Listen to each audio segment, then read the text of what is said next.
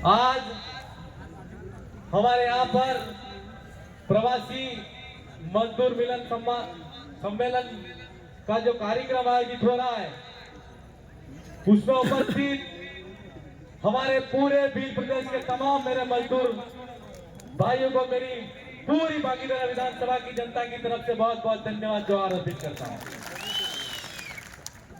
साथ ही हमारे यहाँ पर मंचासी हमारे सबकी आवाज और जो दिल्ली की सरकार है उसके अंदर हमारे भील प्रदेश की मांग को बुलंद करने वाले राजकुमार दिरोद, राजस्थान की विधानसभा में हमारे दोनों साथी भाई और साथ ही मंचासी तमाम सामाजिक और राजनीतिक पार्टी के पदाधिकारी, मैं आप सबको इस मौके पर यह कहना चाहता हूं कि पहले जब हमने यहां पर सम्मेलन किया था, उस समय राजस्थान विधानसभा के जो चुनाव थे वो चुनाव हो गए थे और इसके बाद में आप जिसको कहते हो ऊंचा टावर वो गिर गया और फिर उपचुनाव हुए। तो इसके बाद में हम दोनों हमारे जो विधायक भाई हैं और सांसद बने, तब हमने आपसे वादा किया था कि हम जो हमारे यहाँ पर अगर आप जो भील प्रदेश की आवाज हो वो बुलंद करोगे और निश्चित तौर पर बागीधारा विधानसभा की जो सीट है वो अगर जीतेंगे तो हम दोबारा आपसे मिलना है। तो आज हमारे को मौका मिला और आपसे दोबारा मिलने का मौका मिला। हम सबसे पहले तो ये कहना चाहते हैं कि आपसे हम मिलने आए हैं, क्योंकि हमने जो वादा किया उस वादे को पूरा करना हमारा फर्ज था। और जिस विचारधारा के साथ में हमारी जो मध्य प्रदेश, गुजरात और राजस्थान और पूरे देश के अंदर जो आदिवासी परिवार की जो विचारधारा है, वो विचारधारा इतनी प्रवाह धारा के साथ में जो बढ़ रही है, तो हमको निश्चित तौर पर एक ये भी जिम्मेदारी बनती है कि हमारे जो घर परिवार को छोड़कर आने वाले जो हमारे मजदूर भाई हैं, वो गुजरात आकर काम करते हैं और अपने परिवार का पालन पोषण करते हैं। आज हम देश और दुनिया के अंदर गुजरात की मिसाल देते हैं और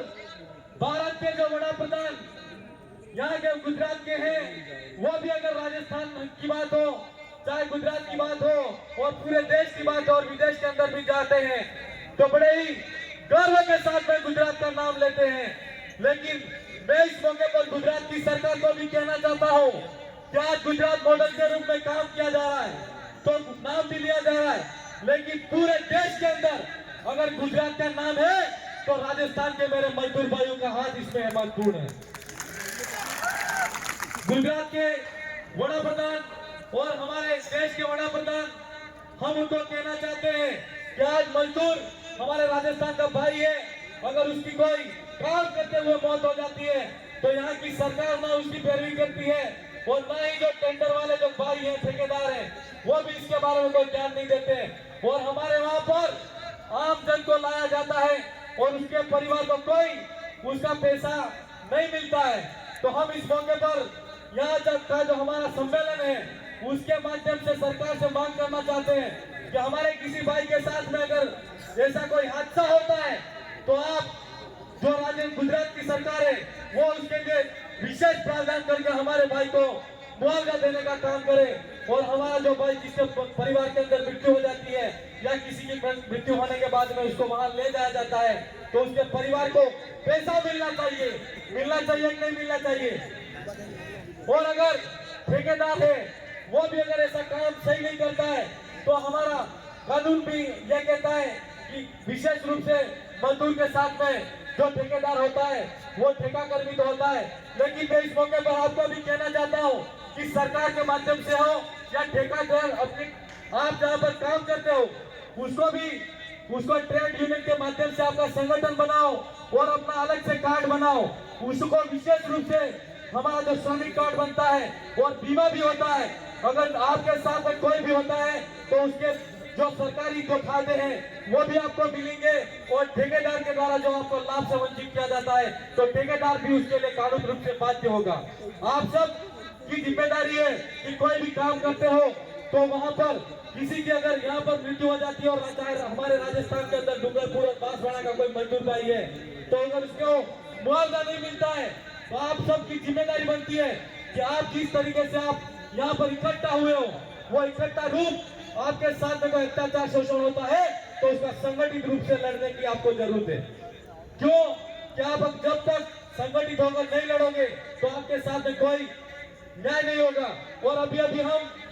यहाँ पर एक ऑफिस का उद्घाटन करके आए हैं, और आपके साथ में कोई अत्याचार शोषण होता है तो सबको मिलकर हमारे जो संबंधित ऑफिस है उसमें संपर्क करना है, और जब तक न्याय नहीं हो तब तक लड़ना है। जरूरत पड़ी तो हमारे तीनों एमएलए के साथ में, सांसद के साथ में, हम आपके साथ में कंधे से कंधा मिलाकर लड़ेंगे। यहाँ गेट के सामने करुणेश भाई ब्लॉक अध्यक्ष कल्याण खड़े हैं, उनको आने दे। गेट पे वॉलेंटियर भाई करुणेश जी को आने दे। सरकार कोई भी हो ये सोचती है ये मजदूर है, हमारे साथ में कोई भी हो अमीर हो ये सोचता है कि ये मजदूर है, कोई भी नेता हो तो ये सोचता है कि ये मजदूर है। लेकिन आप सबने जो हमारे वहां पर 2 सीटें हैं और एक हमारी आवाज बांसवाड़ा डूंगरपुर के रूप में, जो आप सबने पूरी मेहनत तन मन धन के साथ में दिन रात एक करके इतना आपने जो हमारी विचारधारा को दिल्ली की सरकार तक पहुंचाया है तो वास्तव में आपने जो काम किया है वो कोई नहीं कर सकता। इसलिए इस मौके पर अमीर हो, नेता हो, चाहे कोई भी हो, लेकिन आपने जो ताकत दिखाई है वो ताकत मोदी सरकार भी उस ताकत से डरती है, ये आपको कहना चाहता हूं मैं। डरते नहीं डरती है।